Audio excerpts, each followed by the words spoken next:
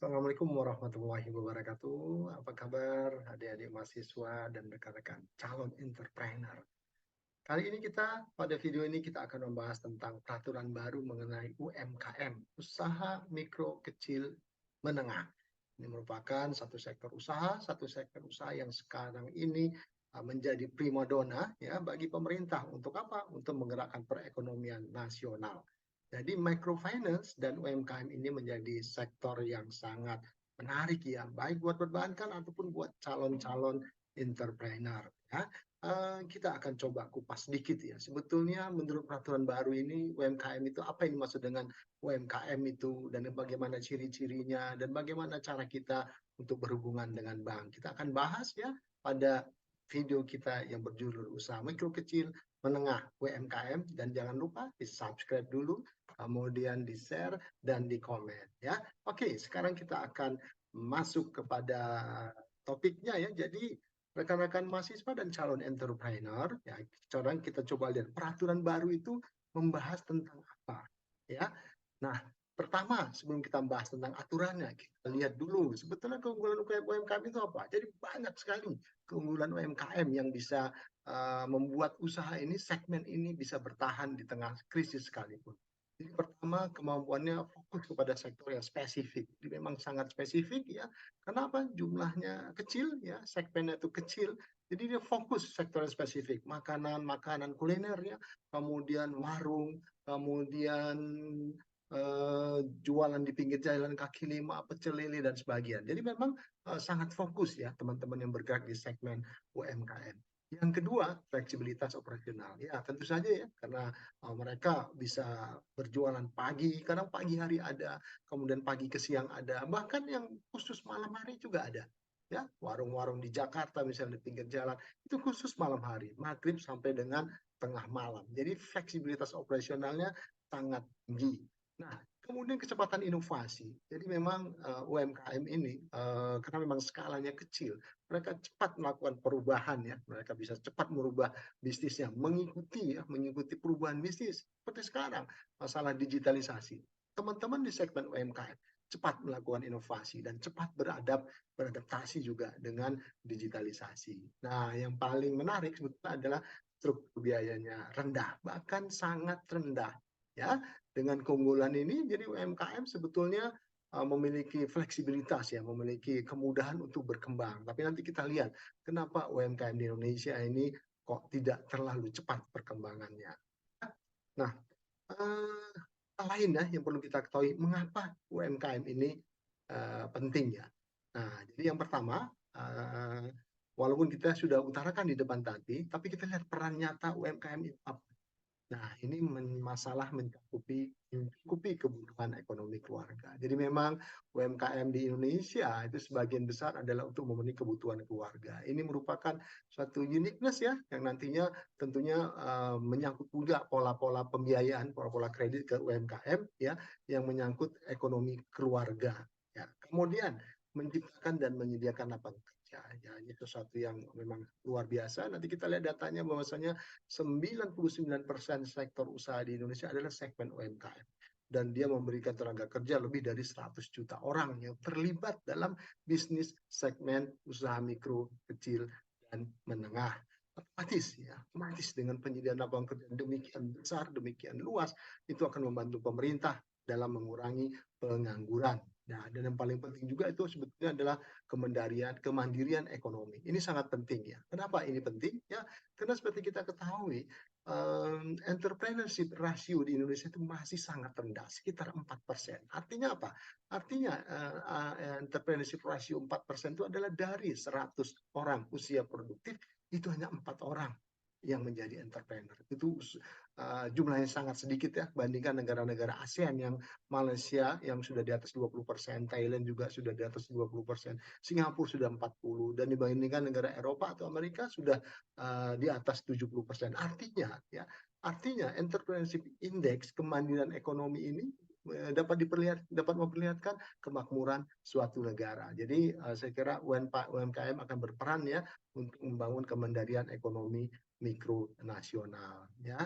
Tadi karena dengan mengurangi pengangguran otomatis mengurangi angka kemiskinan, dan bagi daerah Jawa Tengah, Jawa Timur, ataupun daerah-daerah lainnya, DKI Jakarta juga, pengembangan UMKM berarti membangun daerah. Nah, sehingga UMKM ini menjadi sesuatu yang didorong terus ya oleh pemerintah daerah, oleh bank-bank pembangunan daerah, BPD BPD ya. Ini merupakan peran nyata di UMKM. Nah, ini yang saya katakan tadi ya, rekan-rekan mahasiswa dan calon entrepreneur, penggiat ekonomi, perbankan dan keuangan syariah juga ya.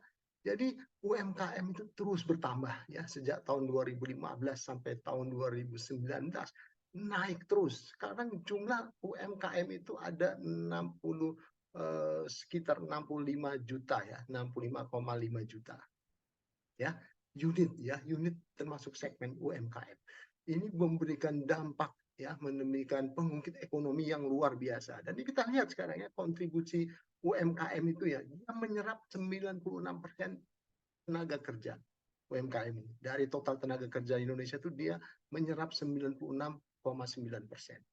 Kontribusi terhadap produk domestik bruto juga sangat besar ya, 60%. Ya, kemudian total investasi di sektor UMKM juga di atas 50%, 60% total investasinya. Dan jangan salah ya, kontribusi terhadap ekspor non migas. Jadi teman-teman segmen UMKM ini juga melakukan ekspor ya. Ada 15,6% kontribusinya terhadap ekspor non migas ya. Kemudian rantai partisipasi dalam global value chain ya, rantai nilai global itu juga sudah cukup lumayan 4,1.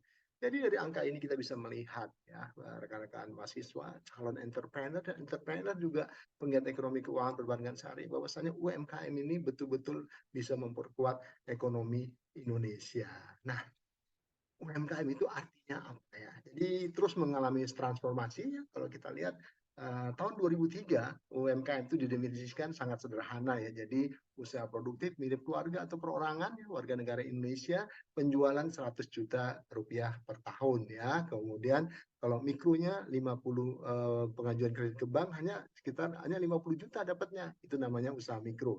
Ini menurut Undang-Undang Nomor 40 tahun 2003. Nah, kemudian bertransformasi lagi Undang-Undang Nomor 20 tahun 2008 tentang UMKM, dan terakhir yang paling baru ya yang ini kita bahas sekarang itu adalah berdasarkan peraturan pemerintah tentang UMKM Nomor 7 tahun 2021. Nah, sekarang kita lihat ini apa definisinya. Nah, kita bandingkan nih kriteria UMKM antara Undang-Undang tahun 2008 dengan PP tahun 2021. Jadi kriteria umumnya ada sedikit perbaikan. Ya, kalau sebelumnya ya diklasifikasikan menurut kekayaan bersih dan atau hasil penjualan, nah sekarang diklasifikasikan menurut kriteria modal usaha dan hasil penjualan per tahunnya. Jadi memang ada sedikit perbedaan. Nah, kekayaan bersih modal usaha ya, kalau di tahun 2008 itu usaha mikro paling banyak kekayaan bersihnya adalah 50 juta. Nah, di tahun 2021 ya paling banyak itu 1 miliar usaha ya, kekayaan bersihnya. Jadi kalau kita lihat mikro itu sudah sebetulnya definisinya sudah meningkat ya, paling banyak kekayaan bersihnya 1 miliar. Nah, kalau usaha kecil kekayaan bersihnya 1 sampai paling banyak 5 miliar. Nah, usaha menengah kalau yang PP yang baru ya 5 miliar sampai 10 miliar. Nah, jadi kalau kita lihat di sini ada perkembangan definisi. Jadi definisinya makin diperluas. Nah, hasil penjualan kalau tahun 2008 usaha mikro itu paling banyak 300 juta rupiah. Usaha mikro menurut PP tahun 2021 itu sudah 2 miliar. Jadi sekali lagi ada perbedaan definisi. Usaha kecil 300 sampai 2,5 miliar di UMKM tahun 2008. Di tahun 2021 naik ya, dari 2 miliar menjadi paling banyak 5 miliar. Nah, kemudian usaha menengah dari 2,5 ke 80 miliar, di sini dari 15 miliar ke 50 miliar. Jadi kelihatan memang sangat progresif. Jadi artinya teman-teman mahasiswa dan calon entrepreneur dan entrepreneur Indonesia sekalian, kita bisa lihat ya bahwasanya definisi menjadi sangat penting ya, sangat penting bagi pemerintah, sangat penting bagi Bank Indonesia, sangat penting juga bagi bank ya. Sehingga kenapa? Karena kalau kita masuk dalam kategori ini, kita akan banyak mendapat kemudahan-kemudahan, baik itu ke sektor pemodalan di perbankan ya, ataupun dengan bantuan-bantuan pemerintah. Ya, banyak bantuan-bantuan pemerintah dalam bentuk dana untuk mendorong UMKM ke depannya. Nah, Bank sendiri ya, Bank Indonesia memiliki kriteria, kalau bank memandang dari sudut pandang plafonnya. Jadi yang dimaksud dengan segmen mikro itu adalah plafonnya 50 sampai dengan 50 juta rupiah. Itu masuk segmen mikro. Segmen menengah itu plafonnya 500 sampai 550 sampai 500 juta rupiah. Segmen menengah di atas 500 juta sampai dengan 5 miliar. Jadi di sini memang terdapat perbedaan kriteria antara undang-undang ataupun peraturan pemerintah dengan Bank Indonesia. Tapi itu tidak masalah, ya. Sama-sama ini tujuannya adalah untuk mendorong UMKM di Indonesia ini. Nah, rekan-rekan sekalian, para entrepreneur, rekan-rekan mahasiswa ya. Nah, UMKM ini sangat-sangat unik. Punya beberapa ciri nih ya. Ciri yang dari dulu menjadi masalah yang harus diselesaikan. Pertama, memang manajemen pengelolaan masih sederhana, ya, pencatatannya sederhana. Kemudian biasanya juga biaya hasil usaha itu digunakan untuk kebutuhan sehari-hari ya, tidak dicatat, tidak dipisahkan. Oke. Kemudian akses terhadap lembaga kredit ya itu memang masih rendah. Tapi sekarang kita lihat nih sudah didorong baik oleh Bank Indonesia ataupun pemerintah itu segmen UMKM ini banyak mendapatkan kemudahan-kemudahan. Nah, masalah badan hukumnya ya sekarang juga masih merupakan masalah, tapi terus dipermudah ketentuan-ketentuannya. Nah, seperti yang tadi juga ya, secara umum karakteristik UMKM ini terkonsentrasi pada kelompok usaha tertentu. Ya, tentunya calon-calon entrepreneur akan masuk ke sektor yang memang lebih mudah ya, kuliner semua. Misalnya laundry semua. Ya, usaha-usaha yang memang sederhana, sehingga memang terkesan terkonsentrasi pada kelompok usaha tertentu. Nah, jenis barang komoditi usahanya tidak selalu tetap, lalu berubah-ubah. Sebetulnya tidak masalah. Ya, seperti usaha kuliner, bisnis kuliner itu memang sudah dipersiapkan ya, bahwasanya namanya kuliner itu kan ada seasonalnya, ada waktunya.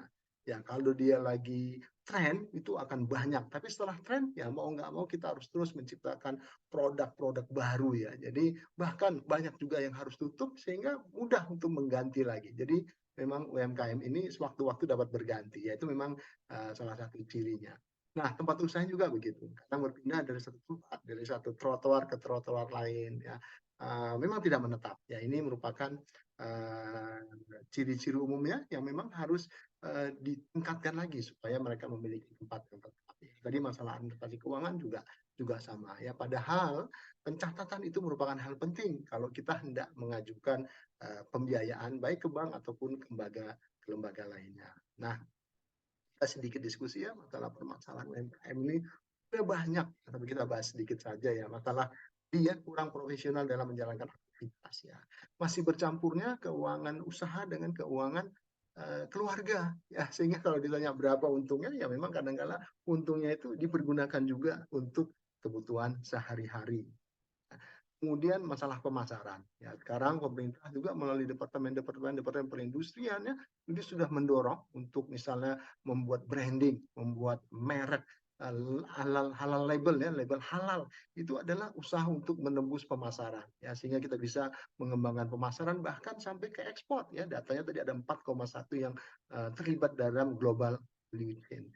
Nah, keterbatasan finansial ini hanya masalah modal. Tapi dengan berkembangnya digitalisasi, ini saya kira bisa diatasi ya masalah keterbatasan finansial, dan juga support dari perbankan melalui Bank Indonesia dan OJK, bahkan pemerintah itu banyak sebetulnya fasilitas-fasilitas yang bisa mendorong keterbatasan finansial ya, mendorong UMKM untuk dapat meningkatkan permodalannya melalui pinjaman-pinjaman.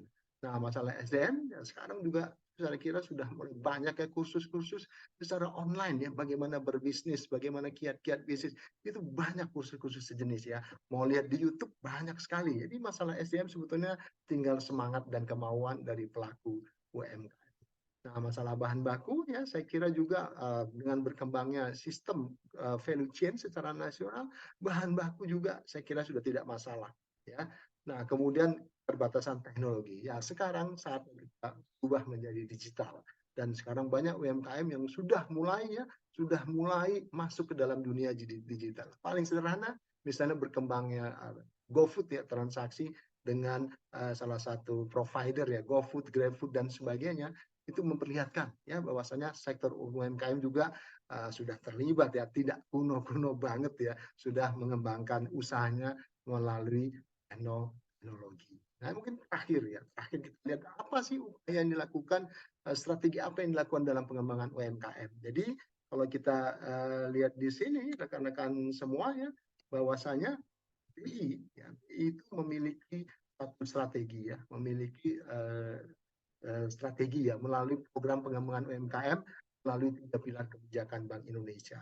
Yang pertama adalah penguatan korporatisasi. Jadi memang UMKM itu didorong ya untuk masuk ke dalam suatu ekosistem yang terintegrasi ya, dan untuk meningkatkan skala ekonomi usaha. Jadi nggak bisa ke mikro terus, harus bergerak ke kecil, bergerak ke menengah. Jadi upaya adalah melakukan upaya korporatisasi. Ya. Kemudian peningkatan kapasitas, kapabilitas, ya difokuskan untuk meningkatkan produktivitas melalui inovasi dan digitalisasi. Ini 3 pilar. Pilar terakhir adalah pembiayaan. Jadi memperluas aspek ya, memperluas akses ya untuk memudahkan memperoleh permodalan sehingga teman-teman segmen UMKM ini bisa melakukan ekspansi secara sehat. Jadi saya kira sekali lagi rekan-rekan calon entrepreneur dan rekan-rekan mahasiswa, ini saya kira sesuatu yang luar biasa ya bila kita sebagai mahasiswa khususnya ya itu mulailah meningkatkan entrepreneurship-nya. Sekarang banyak tempat untuk menimba ilmu, banyak tempat untuk belajar, di YouTube bisa, melalui lembaga-lembaga pelatihan juga banyak ya. Mari kita tingkatkan entrepreneurship rasio Indonesia yang masih sekitar 4%, sehingga nantinya kita akan menjadi negara yang lebih maju, lebih makmur ya, dengan pertumbuhan ekonomi yang kuat juga. Saya kira itu ya, jangan lupa sekali lagi di subscribe, di share, dan di komen ya, kalau bagus katakan bagus, kalau tidak juga tidak mengapa. Mudah-mudahan bermanfaat. Bila itu taufik wal hidayah. Assalamualaikum warahmatullahi wabarakatuh.